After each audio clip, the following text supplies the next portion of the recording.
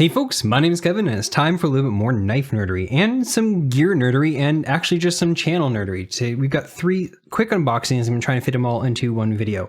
Let's start with this. I got some more stickers. So I posted a video a while back about how I got stickers made of my channel logo and how I honestly never thought I would do something like that. Oh, cute. Yeah. And yeah, if you want to understand like the evolution of my channel logo, how I got stickers made, why I got stickers made, everything like that, I do have an entire video on it. But what was cool is I actually had quite a few people reach out and say they wanted one of these. And that kind of blew my mind. That's really, really cool. So what I found is that people told me, just said outright, that they wanted a way to support my channel. And stickers is a good way of doing that. So the way that this works is if you would like a sticker, first of all, I'm going to include these in any kind of package I send out. So if you happen to loan me a knife, you'll get one of these in return. But if you want a sticker and I'm not going to be sending a package your way anyway, you can basically, you can buy one. And I think I talked with a bunch of people about how I ought to do this. And I also did the math and figured out that it cost me more than I realized the first time. And so I think the way that I'm going to do this is a kind of a sliding scale. The minimum is going to be $2. That's going to cover the cost of the sticker and the envelope and the stamp to get it to you and everything like that. And that actually will, I think, make me 25 cents a profit. And so no hard feelings whatsoever. I really do mean you do not need to pay more than $2. Like $2 isn't like the bare minimum or anything like that. Buying a sticker at all is a huge, huge encouragement and sign of support. I super duper appreciate that. But from there, if you want to donate money to my channel to help my channel run, then you can pay as much as you want. I would say probably $2 to $5, something like that. And again, any amount of showing interest even in one of my stickers is just like a huge compliment. The other thing I'm going to say about this is that technically these have been updated. So I mentioned in my old video that if you got one of these, the old ones, that the logo has slightly changed since then. And so what's different between the old and the new is that the K has been ever so slightly thinned out, and technically the knife got changed ever so slightly too, but I don't think that shows up at print scale. But the bigger thing is that the weighting, if you will, of the K in the end has been slightly thinned out to just make it feel a little bit more balanced. So super, super excited about these. Like I said, you can message me, and yeah, I think I will move on from there because the self-promoting part of the video is my least interesting part of the video to me. Okay, next we're going to show the knife part of the video. Ha ha ha, I love Sanford Owen. Ha ha ha, yes, we've got another Slayback because obviously I need a third Slayback. I love this knife so freaking much. This is the Monterey Bay Knives Slayback. I got this first one. This is the original version of the Slayback. This is the double detent version, and it's a non-locking knife in that kind of modern fashion that has this fidgety action. And I don't think I really care about the fidgety action. It's fine. I think this is going to be a compelling choice for people that can't have a locking knife, or if you are just really into this fidgety thing.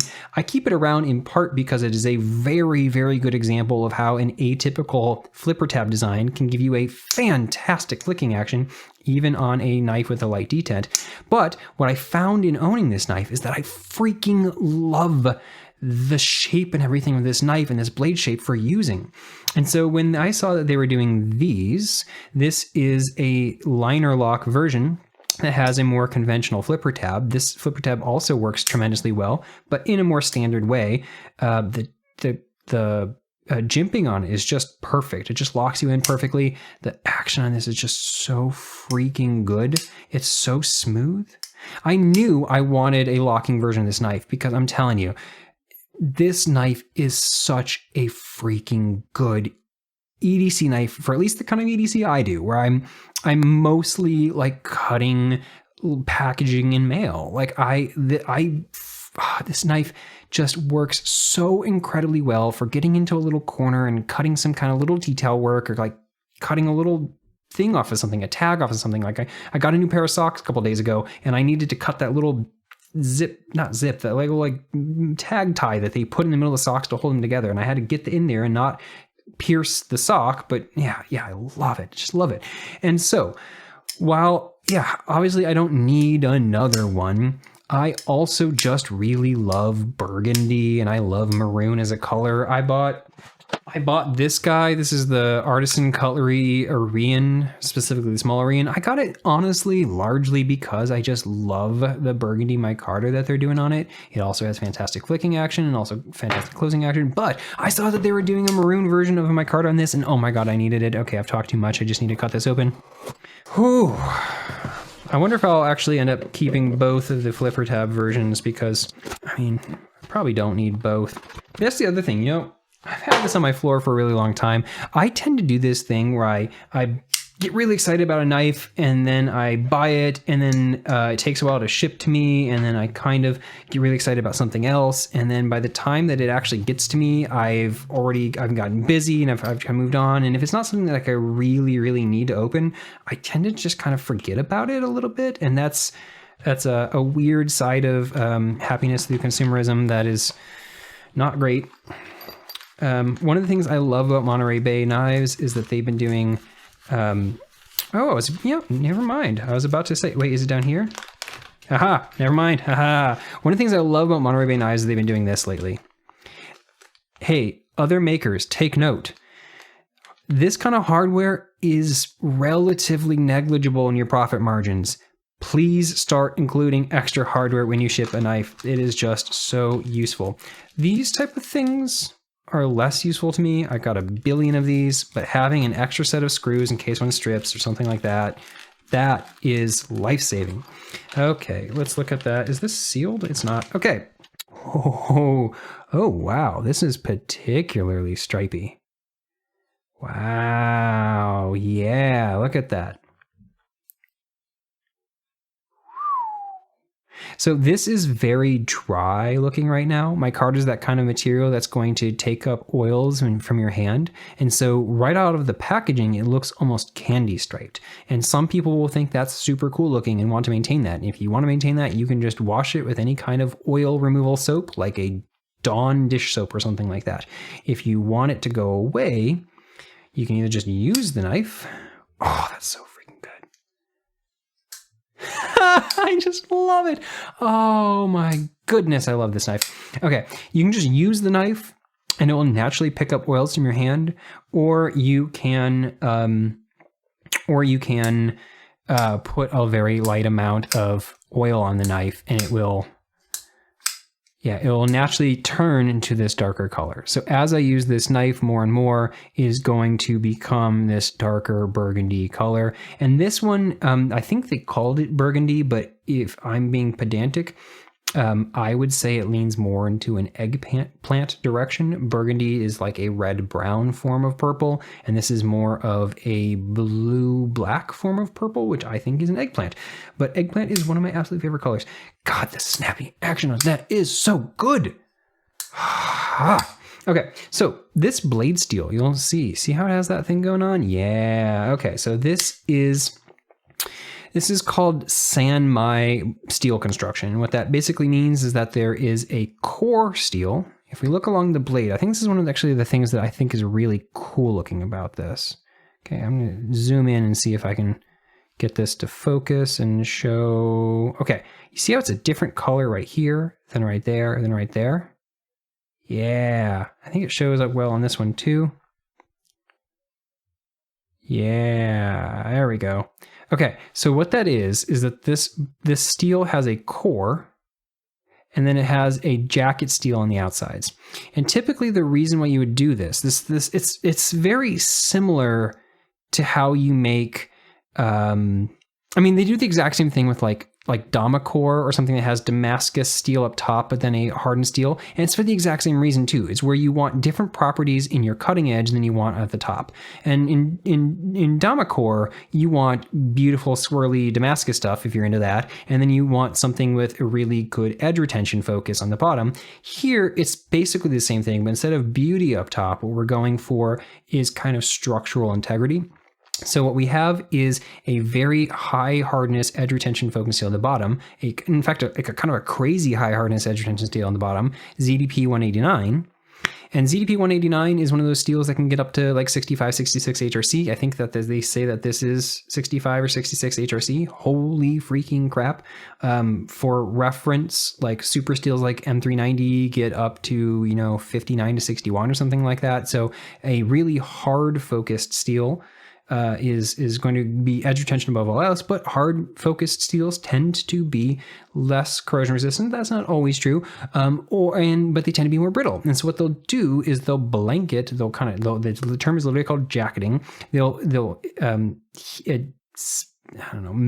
fuse on a steel around the outside that has a more flexibility and toughness to it to kind of absorb some of that like tension in the blade as you put stressor on it.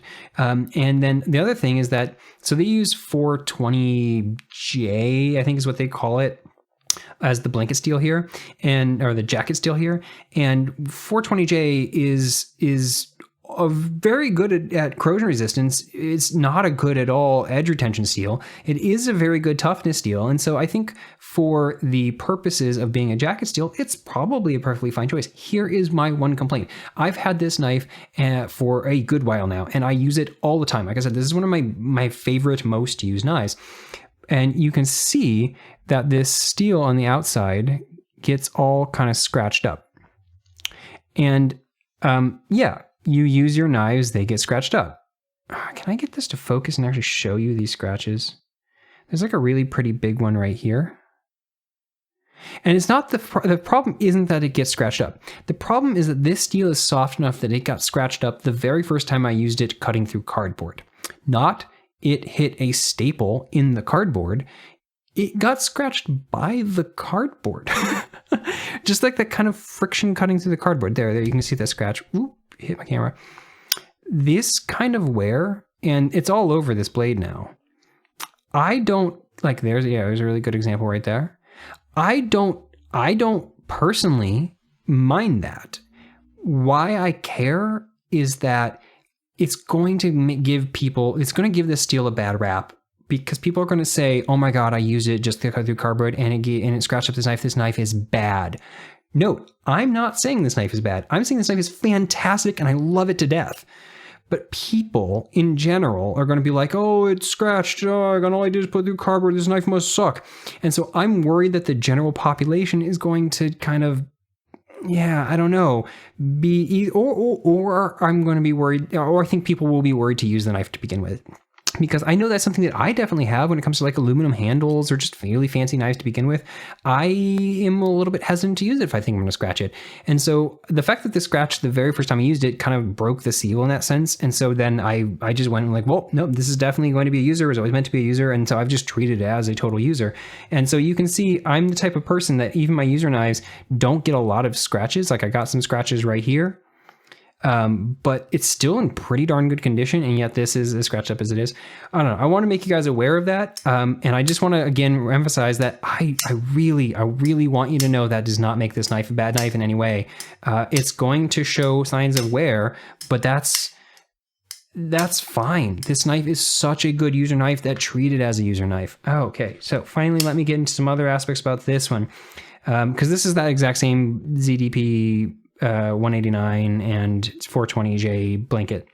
So I expect it'll look exactly the same. Wow, this is so much lighter. I kind of expected that, but I mean, I definitely expected that because this is a full tie slab over here, and there's no like skeletonization whatsoever. And this is I think, tie liner. I don't know. Is that steel? Is that tie? Do I have something that is a magnet nearby? Sure, this is a magnet. Is this steel? Yes. Okay, so it's got a full steel liner. But man, it makes such a big difference having this outside be micarta. This feels featherweight in as a result. Where's my balance point? Right there, which is pretty good. That's about as good as they're going to get. The little bit better would be right there, just like maybe 1/8 of an inch further up. but it feels really nice and balanced in my hand. The other one is certainly further back. I think it's more back about here, but I've always felt that this was handle heavy, but not to the point that it really, really matters to me. Honestly, though, this is going to be better, and the reason is because this knife is so acute at the end that this works so good for detail cuts. And when you have a knife that you want for detail cuts, you really want a good balance so that you have a good sense of where that tip is as you move it around. And when the knife is handle heavy, that kind of takes away from that some. And so this having that balance point forward means that you're going to feel the motion of the blade more, and that's going to be really, really good for me, knowing that you're getting that kind of cornering a little bit and feeling that you moved just a little bit more. Okay, I am very pleased with this, as I expected to be. I'm going to keep going and move on. I got one last thing here. This is where we get into the EDC gear nerdery. So I am never going to be an EDC flashlight person. I'm just not. I don't run into situations that make me go, oh, I really wish I had a flashlight right now, out and about very often at all. Around my house, sure, but I usually have a flashlight somewhere nearby. But what I wanted was a flashlight for at my desk, and specifically something that'd be relatively low power.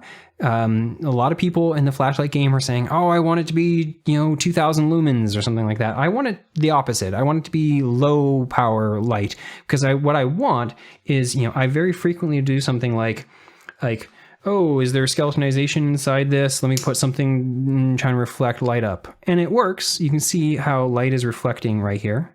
You can see inside this, and I take it away, and now you can't see inside it. Like, it's actually a very effective way of showing inside a knife, but I would like to be able to use a low power flashlight that won't totally blast out my light balance on my camera, and be able to look inside instead. And so I've been looking at small flashlights for a while, got a lot of recommendations from folks, and a lot of people told me to check out ReyLight. And so ReyLight, it's a guy named Ray. I forget his last name. I think it's Yee, I believe. I don't know.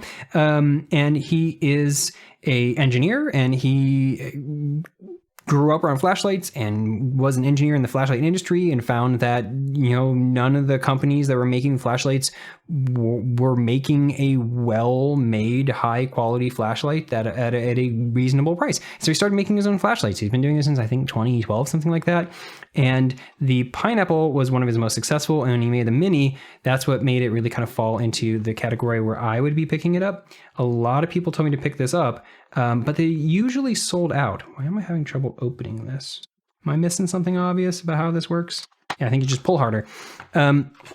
They're usually sold out in the titanium ones. And yeah, okay, if you're getting a high power flashlight, get it in an aluminum handle or something that's going to dissipate heat better. Titanium is not the best for that. High powered flashlights generate a lot of heat. You want that heat to dissipate. But for something that's low, also, like, if you're getting like a regular flashlight, it doesn't really matter. It's really only those crazy ones that you worry about overheating a whole lot. But if you're getting a low power one, like one of these tiny ones, then why not get in something like titanium? And so they're often sold out. I'm one of those people that's going to say, if you can buy directly from the maker, do whenever you can. Because that's how you give the maker the highest percentage of the money that they can get. They're not selling it at wholesale prices, and a middleman is paying making the profit in the middle. But since they're often sold out, it's really nice to be able to find these in stock somewhere else. And so that's where Urban EDC Supply came in. I saw that they had these in stock. I think they might be sold out right now, but they restock these fairly regularly too. And so if you can't find it in stock at ReyLight, go check it out at Urban EDC Supply.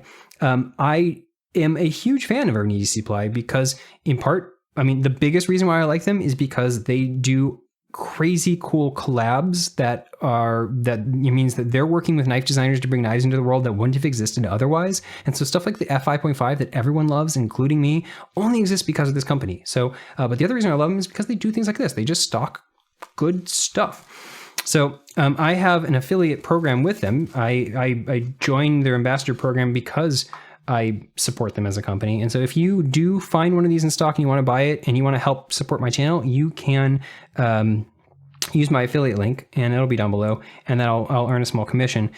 So I prefaced this all by saying I'm not a flashlight person, so do not look to me to be an authority of all flashlight stuff.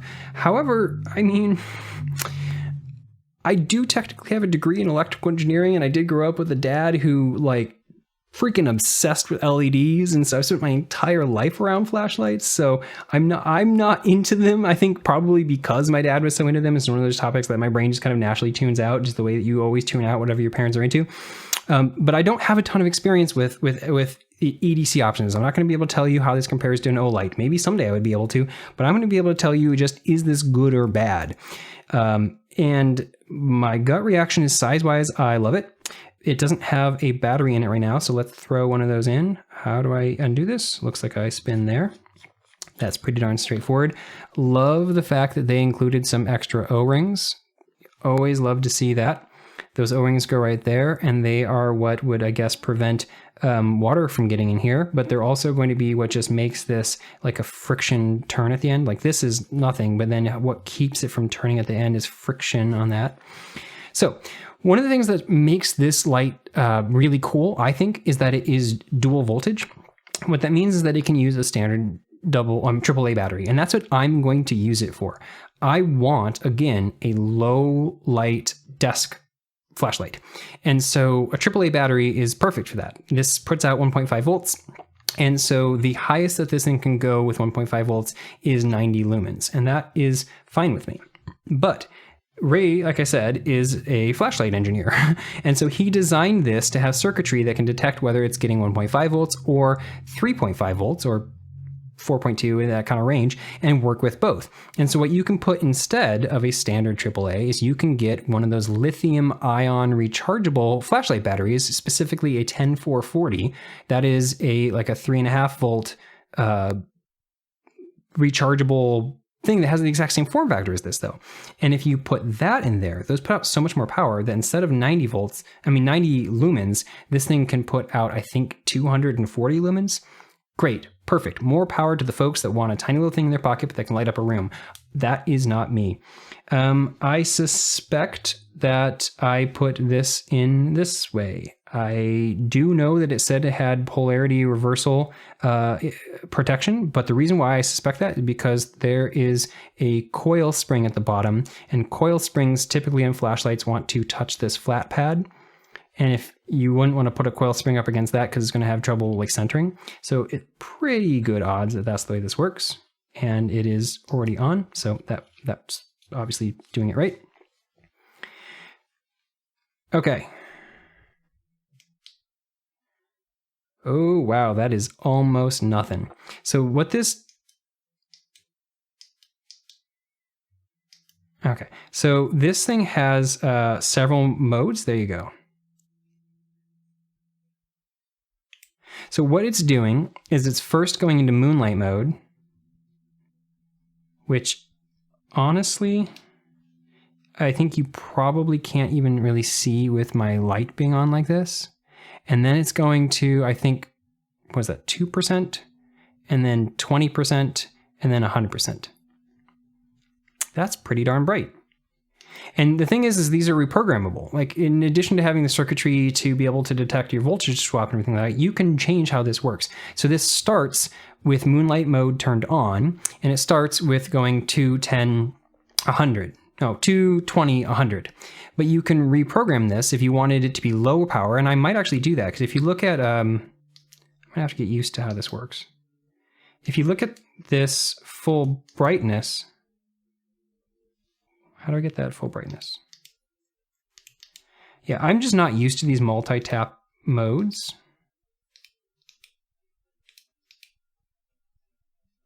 Yeah, if I look at this full brightness, this is probably more than I will ever need at my desk. And the reason is because, like, look what it's doing with my camera. My whole point of getting this is to be able to look at stuff under my camera lens, and that is so much brighter than my ambient light that my camera can't really work with it. It's just too much of a discrepancy. So what I might actually do is change this and to put it into one of the other cycle modes, because instead of having 2, 20, 100, they have a version that will do 2, 10, 50, and it will just never get full brightness. And honestly, that might be a better option for my particular use case. But you can also, if you don't like that, you have to do a version that, I forget exactly what they are, but you can do a version that I think does like 20, 50, 100 and like skips the whatever. And you can also go through and cycle through and turn off moonlight mode altogether. The way that you do that is a little bit annoying. It's a multi-click system. You basically turn it on and then you like half tap it like 8 times or something, and it goes into this pattern. But when you only have a single button to work with and you don't have any other kind of interface, you just always will have that kind of like, you know, click 5 times and then click twice and then wait for it to blink twice and then click again. Kind of, that's the way they all kind of work. And some are easier than others. I don't have a ton of experience, and so I'm not an authority on that. Wow, moonlight mode is so dim. I wonder if I can do this right now. I've never done this while filming. Let's just turn off these lights all the way. And turn off these lights all the way. And then I'm not sure how best to turn off my monitor light. I do have a monitor light over there. There's still another light, but this is moonlight. And so what this is perfect for is if you're in a completely dark room and you want to be able to like walk through a camp space, or walk through a room with a roommate, or walk through a room with your spouse and not wake them up. So you can turn on a memory mode version of this that will stay where you last put it. But honestly, starting at moonlight is a pretty good setting for a lot of people. This is then, I think they said 2%, and that's pretty bright. That is 20%. And there's my 100 again. Even with all of that, wow, this is still bright. But this is 94 lumens. And so if you're a flashlight person, you understand what 94 lumens is, you're going to scoff and say at me calling this bright. And again, I'm not trying to light up my entire... Oh, actually, wow, this actually lights up my entire room pretty darn well. Yeah, honestly, this is a lot. This is really pretty good. But if you're one of those people that is chasing 1,000 lumens, then you're not going to care about this. For me, working at a desk and trying to use this under spaces, let's finally test how well that works. So my whole stated use case is that I wanted to be able to look inside a knife and see if it has skeletonization. Let's see if this has skeletonization. I can kind of see, you can kind of see, but can I show it to you better? I'm gonna have to get used to how I do that. Yeah, okay. So I think that I can definitely show inside that better. Let me get another one. Let's see something like this. How well can you see inside here? It's pretty dark right now. Well, I don't know. I'm gonna have to figure out how best to hold these. Maybe I shine up like, oh, there now we're talking money. Yeah. So what I like about what's happening right now is this is not so bright that it is blinding me if I accidentally look down at it, but it is bright enough that you can see inside that. Ooh, I'm liking that. Let's compare that over here. Yeah, okay. So this is like the equivalent of my shine light up at it situation. Reflect light up, but now I can shine up. Cool, I think this is gonna work basically perfectly for what I wanted. I did get this in the stonewash finish because while I've said this whole time, I plan on using it at my desk. I plan on, and you know, things aren't going to get scratched at my desk really. I don't want to care about whether or not it gets scratched. And I also do go camping and I do go hiking and stuff. And so while I don't intend this to be an EDC light in the sense that I'm going to have this in my pocket every day, I very well will, I was going to say might, but I'm just going to go ahead and say will carry this in other circumstances. And I love a stonewash finish because it just hides wear and makes it so you don't ever worry about it getting scratched up. Other things that I would care about, let's see. That is very loose. That is not a lot of true tension at all. It's got, springiness. How does that feel sliding in and out of my pocket? Okay. So, yeah, that bugs me. Sliding this in and out of your pocket, you're immediately grinding against these. This is called the pineapple because this pattern, this milling motif, which gives it really good traction, means that you're going to be rubbing basically over really widespread jimping as you get out of your pocket. Can you hear that coming in and out? Yeah, I don't love that. I feel like that's going to eat at my pocket. But like I said, I don't intend to use this on a regular basis.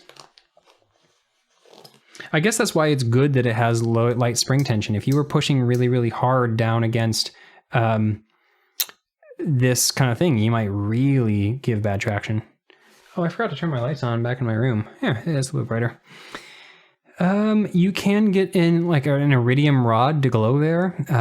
If you order it directly through Rey, he'll also offer to install it for you as part of the purchase, but I think they just shove in. I don't know, maybe I'm wrong. Maybe they glue in. I honestly don't know how they work. I don't know what else I would bother looking at about this. This click action is very tactilely nice. It has like it's soft, but has still a satisfying click. And then there is that kind of half tap. So when you put it on, you then half tap to cycle through stuff. And it's easy to do. Yeah, I think I'm going to have to get used to it. But I don't think it's going to be hard to. I really like the way it looks. And yeah. So, like I said, I think these are sold out now at Urban EDC. These tend to sell out in general, but they do restock it fairly often. And like I said, I also have an affiliate link there, so if you want to use that. What else do we have in today's thing? Monterey Bay Knives, go check them out. I think you can only buy their knives through their website, but go check out Monterey Bay Knives.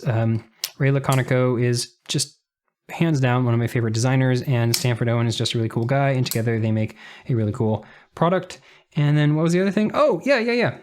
Stickers. Like I said, if you actually want a sticker, or if you want, even if you don't care about a sticker, but you just want some kind of exchange interface that would make it so that you can feel like you're supporting my channel monetarily. Because I like I said, I didn't expect anyone to care about that. I didn't expect people to want to support my channel monetarily. That's kind of a wild concept to me, but I've had a fair number of people reach out and ask to do specifically that. So that's incredible. That is incredibly generous. That is incredibly kind. And if you want to do that through a sticker form, yeah, here's a great way to do it. Okay, so I will end that here. I managed to turn 3 sword unboxings into a full 30-something plus minute video. So I thank you guys for watching, and I will catch you guys next time.